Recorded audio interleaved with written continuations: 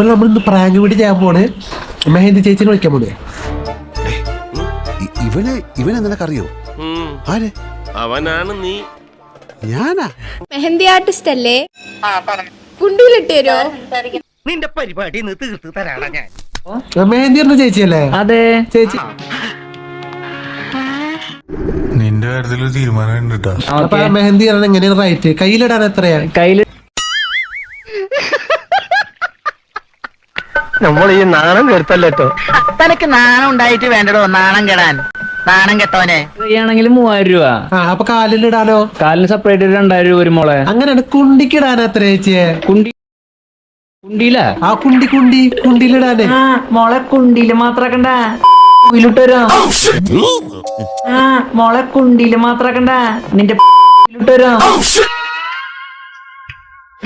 അതെന്നാ വർത്താനം പറഞ്ഞു വെച്ചു പോയെ? ഇക്കാര്യത്തിൽ എനിക്ക് നിന്നോട് യാതൊരു സഹതാപവും ഇല്ല. അത്രയ്ക്ക് നീ ഇവിടെ കിടന്ന് അഹങ്കരിച്ചില്ലേ? ചേച്ചി പ്രാങ്ക് നിന്റെ അമ്മയുടെ. ചേച്ചി പ്രാങ്ക് നിന്റെ അമ്മയുടെ. മോളെ ഞാനൊരു കാര്യം പറയട്ടെ. ഏത് ഡിസൈനെന്ന് പറയും നീ? പൂമ്പാറ്റടിക്കാം, പൂമ്പാറ്റ. അയ്യോ, പൂമ്പാറ്റ നിന്റെ ഭർത്താവിന് തെറ്റിദ്ധാരണ ഓരോടി. അത് നമുക്ക് വേറെ ഡിസൈൻ അടിക്കാട്ടാ. അതെ, മാനായിട്ട് പണിയെടുക്കണവരെ നീ വിളിച്ചിട്ട് ഊമ്പിക്കാൻ നിക്കരുതിട്ട മോളെ.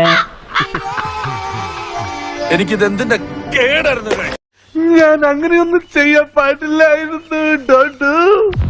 മനസ്സമാധാനം കിട്ടിയ മോളെ നിനക്ക്. നിന്റെ ഒരു പ്രാങ്ക് അമ്മയുടെ. കർത്താവിന്റെ നാമത്തിൽ ബാക്കി പറയരുത്. കിട്ടേണ്ടതൊക്കെ കിട്ടിയല്ലോ, സമാധാനമായല്ലോ.